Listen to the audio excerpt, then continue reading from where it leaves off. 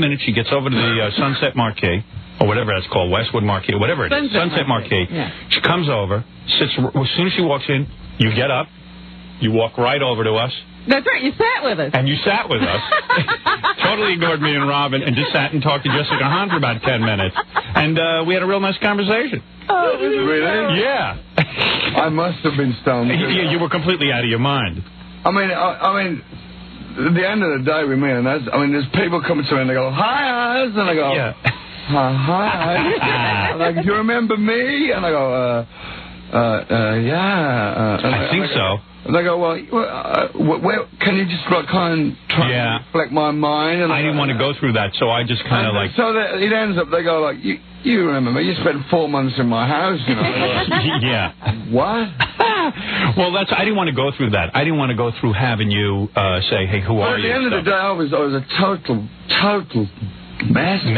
Yeah. Mess, man. I mean, I just told you... Now, how'd you get off everything? Did you do it yourself, or did you go to a rehab? I went to the Betty Fords and the AA, and to be honest, I got a few basic things of it. Yeah. But the bottom of the line is, if you want to do anything in this world, you've got to really want to. You got to do it yourself. You need help. Right.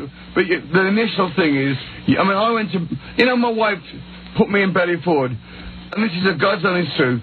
Hoping that they would teach me to drink like a gentleman. I was like a pirate, man. I just bar diving and throw everything down. Like, it would have been nice if you had a few cocktails and could stop. I go in there with a George Armani suit and everything. I got my tie and I'm ready for a go, you know. Right. And I said, direct me to the cocktail bar, and they all look at me as if I've just landed from Mars, you know. You go to Betty Ford and ask them for the cocktail bar. That's what I did, man. And when they told you that's the only way she could get me in the goddamn place. You'd have to be dry. Yeah, right. I walk in. And you thought it was just a place where you go to... I got pockets full of Valiums, Quaaludes, Coke. And they go, empty your pockets, and I go, no, why? And I go, we got to itemize this Valiums, Quaaludes, cocaine, syringes, right, bottle openers, crates of beer. They must have thought you were insane. They probably didn't. Don't you know where you're going? And I'm going, because the only way my wife could get me to go in was she goes, look, they'll teach you to do it properly. Right. I thought I was doing it wrong because I kept waking up in weird and wild places. Right. So you said, well, maybe there's a way. Right. Well, maybe there's a way that I can learn. Know how to drink. Yeah, maybe I should drink like a gentleman. Just have a couple of beers or something like this. That's what I went there for. Yeah, take 1 or 2 ludes. Then they go like, you can't have anything. But it's like the doors are closed. And you can't get Betty out. Ford walks in, it's like, whoa. Betty Ford actually shows up? I was spoke to her on several occasions. Really? Well, I think I did. You mean Betty Ford and Ozzy Osbourne had an encounter group? But you have these wings, you have these these different kind of some millionaire would donate a bunch of dough for the AIDS wing or whatever. Right. You know, and have different kind of name, McCollum, this wing. But what happens when, like, a guy like Ozzy Osbourne walks in, you're a celebrity, I mean, you're one of the most well-known people in the world, and Betty Ford walks in, and, like, she starts rapping to you, and you're like, hey, I want to get out of here. I just came here for a few drinks. Where do you get a drink? But you can get out. Did she start yelling at you? No, she's very quiet. She was a very quiet, but it's like she would, come and inspect the place like the royal, like a queen, There's a grain of coffee over there, cigarette right there. Give him 50 lashes. Did you try to make out with her or anything? Like, were you make out with Betty Ford? I don't think Betty Ford ever Gerald Ford ever made that with her. You don't even think he wanted her? No way. So let me understand something. So your wife, she says, hey, listen, I've had it. Ozzy's completely out of control. I'm going to lock him up in Betty Ford. She tells you can go there and learn how to drink responsibly. You get in. That's how you get in. You get in. You know what I did the first day I got out? I says, up yours, where's the bar? Right. And they said, no, you're never going to drink. Did you have a roommate? Did you have to, share your... I was sharing with a mortician. A mortician? This guy, and he was all nervous, and I'm going, you haven't got a room on your own. Right. I went, this guy, he's always crying. I go, shut the up. Shut up. Why are you crying? You big baby. I mean, this guy's older than my dad, man, and my dad's been dead 50 years. And the guy's crying in the room. And he goes, oh, I'm so depressed. I said, well, why are you depressed? He said, I work with dead bodies. I said, you're in the right place.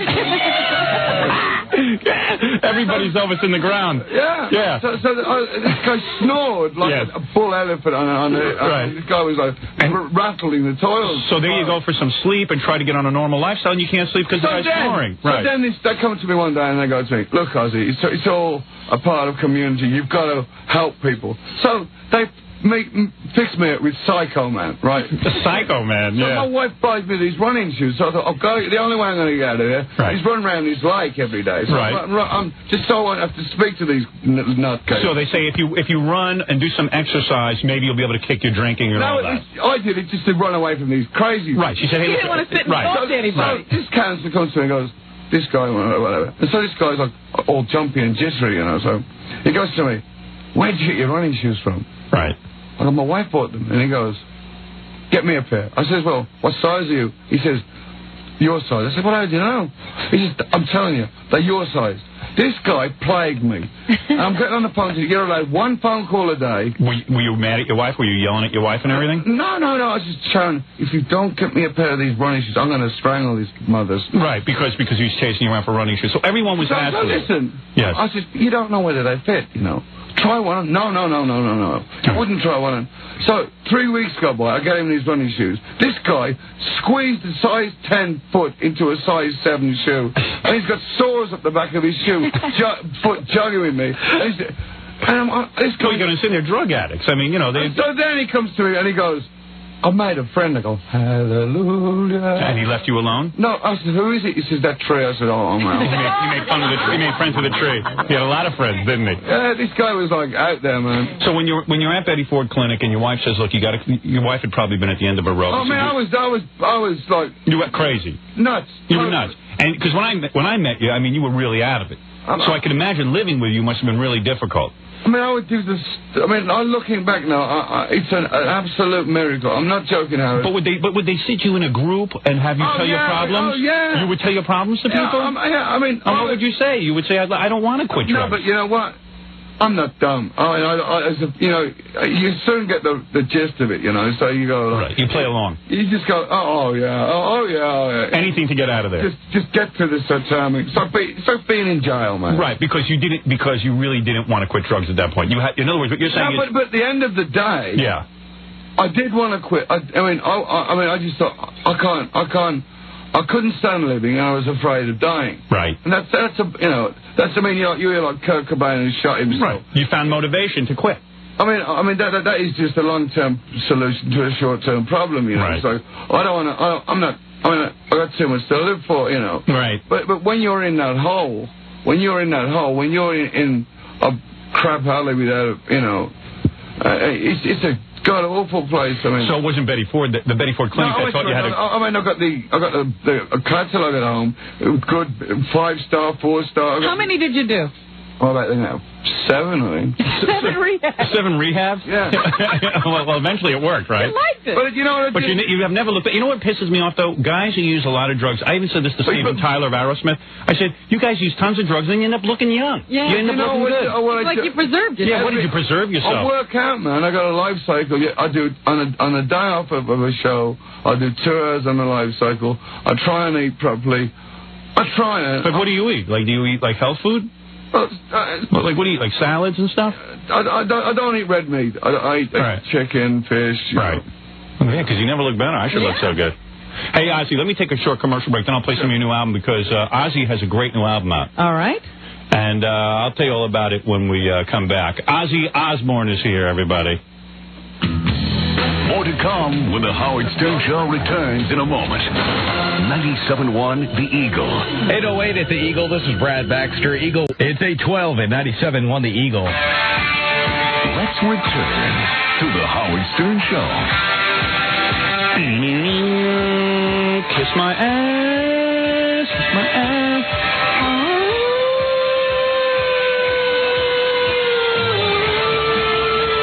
Look at me, Ozzy.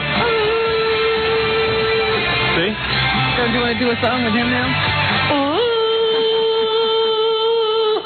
You sound like a crazy Viking. That's Robert Plant. Crazy Viking? Yeah. He's a crazy Viking. Yeah, he is. That's right. So anyway, Ozzy and I were just talking about the legendary Leslie West during the commercials. Oh, wasn't Leslie with him the last time he came? Leslie? Yeah, he was. He was here. That's true. Ozzy was just asking me where Leslie was. I said, I haven't spoken to him in a while, but Leslie... Mountain was the first band to tour with Ozzy when he was in Black Sabbath. See, we're going through history. We're taking a walk down memory lane now that Ozzy has a memory again. It's great. But after that tour, it's all blank until like last year. Did you black out all the time? I mean, there's probably stuff you've done you don't even remember. All the time. Really? I've got kids that I know. He has no idea. You have no idea what you did. Well, Ozzy, you kick ass, certainly, especially on this new album. It is excellent. How did you always keep up the musical chops, though, when you were so out of it? Maybe that was it. It's good to be out of it. But I tell you what, this Osmosis album was the first album I not only co-wrote sober, but recorded sober. And I kept thinking... This album is the first one you did sober? Absolutely. Because you know the track that you guys really... The first single from this album, I thought was absolutely brilliant. Let me just play a little of that to give people some, you know... This is Ozzy, like, directing an orchestra, actually. Right, Ozzy? You stood there with a baton and everything? Yeah, up my rear. Up your rear. That's excellent. You would actually conduct the orchestra with your rear end. Osmosis. What does it mean? Who knows? I know it's something where, like, germs can pass through a membrane or something. Is osmosis the one with water? Osmosis, yeah, that's where, like, water goes through a membrane. What's the difference what it is? It's just cool. O-Z-Z-mosis. Osmosis. See, this riff is very good, man. Did you think of this in the Betty Ford? No, that's what was like wild. You know why I like your songs, man? Because, like, first of all, I can work out to them. If I can pump iron, because you can see how... Do you work out? Yeah, and I always keep your records on, so I know that's why you're good. There's only a couple of bands I could do that to. Metallica, you, and AC/DC. That's it. Yeah. You can't work out to anybody else because they don't kick ass. They just don't. But you know what? You've always managed to kick ass. But you know what I noticed with a lot of bands now? I'm on the road now, but so many bands, I've got zero personality. They don't even want to move on stage. It's just the audience are there, the band are there. It's like, I'm whatever the name they call it. See, I like you, man. You rip off your shirt, you show off your tattoos. Even when you got fat and you were drinking and stuff, you would take off your shirt, man, and run around. But let me ask you a question. Yeah. Are we going to a vegetable period? Why is everybody called lemon, melon, orange, apple? Because everyone's a homo. That's why. You need a real man like yourself. A guy goes home to his wife and gives her sex no matter what. I don't know. No matter how many years you're married. I don't know about that. How many times a week you have sex? How long you been married to Sharon? Well, we married Sharon 15 years and I'm on Prozac, so worked out. I've been married 20 years. I'm married 20 years to the same woman. I got it. This is rare. I got it twice this last week, and if I'm lucky, I get it once a week. Yeah, that's about it. Right? But the kids, you know, you got the kids. Yeah. Mommy, we know what you and Daddy are doing in there. What are we doing? Watching TV while she's going through this goddamn glossy magazine. You know? You're not doing anything in there. You wish there was something going on. So you come away. It's in Manhattan. She came in today. We got our room to ourselves, and you go, what do we do, man? You got a room to yourself, and you're like, who cares? What's the difference? You get used to it, man. Right. You do. That's the problem. You see, that's the problem with long-term relationships. I said this to my wife. I said, you got to let me do something. At least I go to Scores and I see some naked girls. It's a TV program. It's on later. I don't know what. It's all about how to enhance your sex life. Did you get that? It's crap. It's not true, right? I mean, you know how you enhance your sex life? You get a new woman. That's how you do it. That's the only way. Or grease your hands. Yeah. No, you know what? You see, Ozzy knows what it is. He's made a commitment to a woman, but it is rough. It is not easy. You don't know what you're doing. Let me tell you something, man. And this is a fact, man. Right. I've been with my wife for 15, God knows how many years. Right. If men had menstrual cycles, there'd be a war every 28 days. That's true. You're absolutely right. Some mornings I get up and she goes, hang your coat up! I go, I always leave my coat there.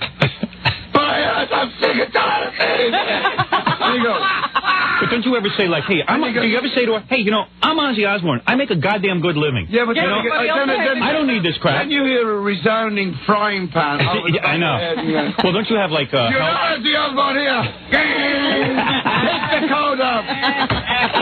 then when it's all over, it's going, darling, why isn't your coat there? Right. It's like going, hey, Right, you can't figure anything out. And what about your kids? Are they, like, totally freaked out that you're Ozzy Osbourne, or they don't care? No, they don't care. No, do you know what?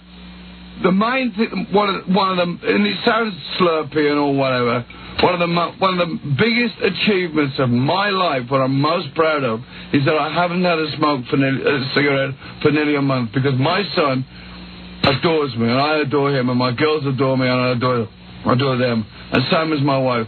And I'm sitting having dinner when I'm at home, and my son comes home, he's doing a project. Right. He goes, Dad, I go, what? He goes, do you know that in cigarettes there are cyanide, and he starts reading me all this, come on. So I go, screw this, I go outside. All your dog does is turn good food into bowel movements. Yeah, right. Right. So he comes out, and I'm sitting on the step, and I think, oh, it's nice English day, so the sun's shining, birds are tweeting. I get this Havana cigar, and this dog follows me everywhere like me and my shadow, right? Right.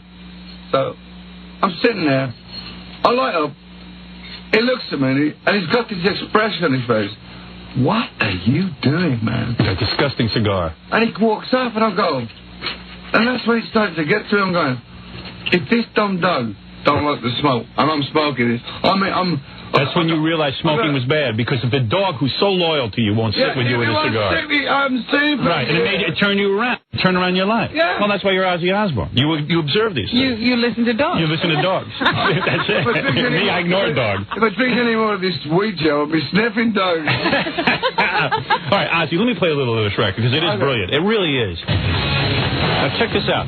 Even though Ozzy has to take crap at home, he goes into the studio and takes out his record. You get it all out on the record. Yeah, I dig your voice, man. What do you do, man? You do something, like, really weird. How do you do that? How do you do that? Secret. No, come on, tell me how that's done.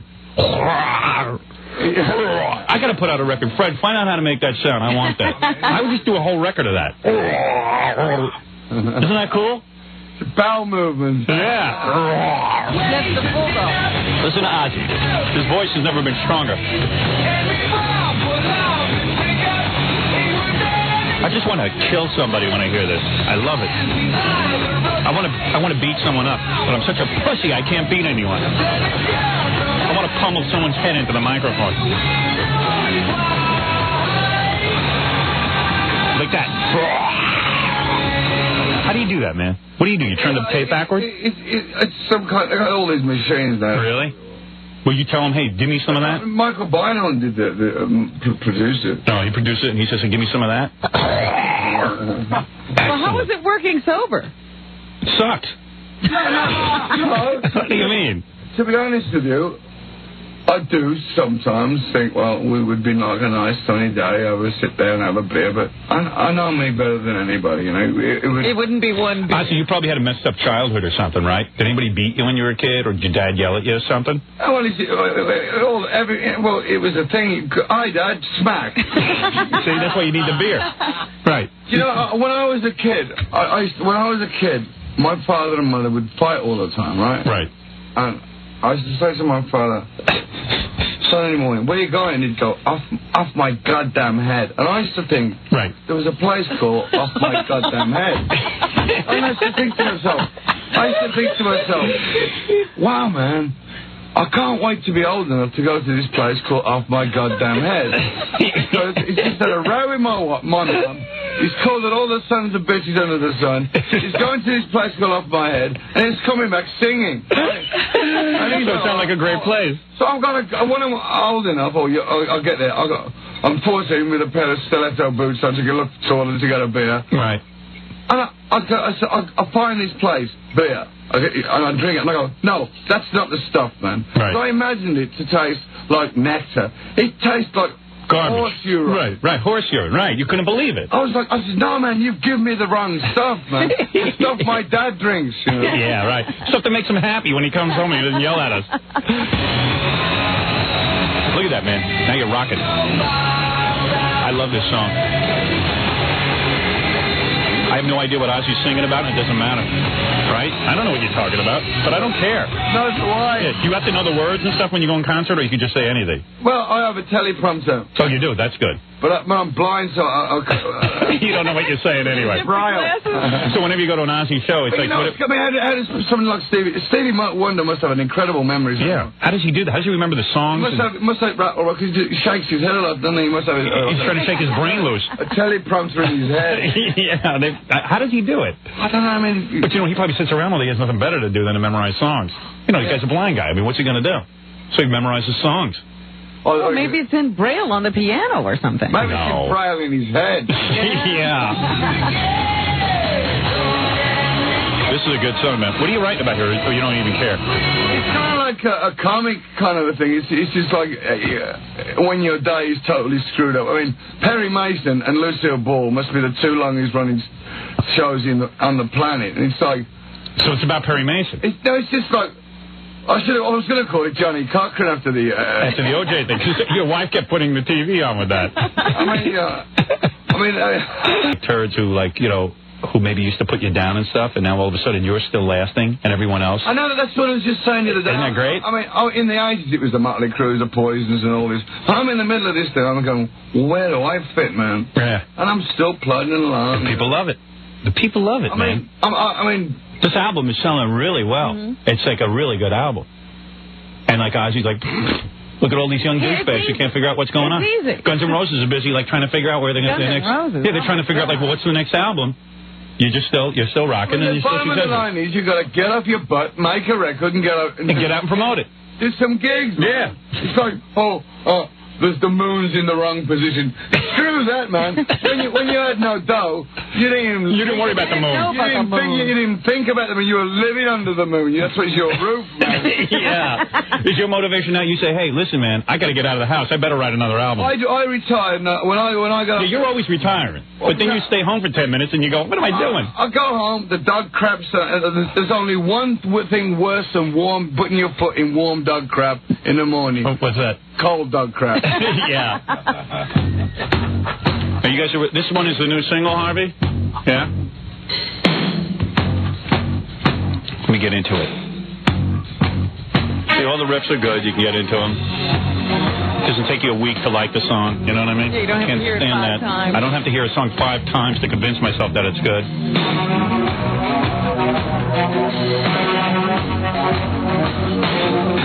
I got to get into a band. I got to get into a group, man. I'm sick of this. Just getting up at 4 in the morning and staying here. Yeah, I'm sick of it. I got to get in a band. Go on tour. You sound great. Michael Martin was great. Yeah, that's the guy who produces it. Aren't you glad you dumped Black Sabbath? They dumped me. What? They dumped you? Aren't you glad, though? Because now you don't have to split all your royalties and everything. It's great, isn't it? It's so good. Yeah, up the odds. Big favor. Yeah, they thought they were going to go on and you were going to fail. Isn't that great? Sweet success. Yeah. Isn't it great? Do you ever sit at home and you know what the reason you might have drunk? Because, when you're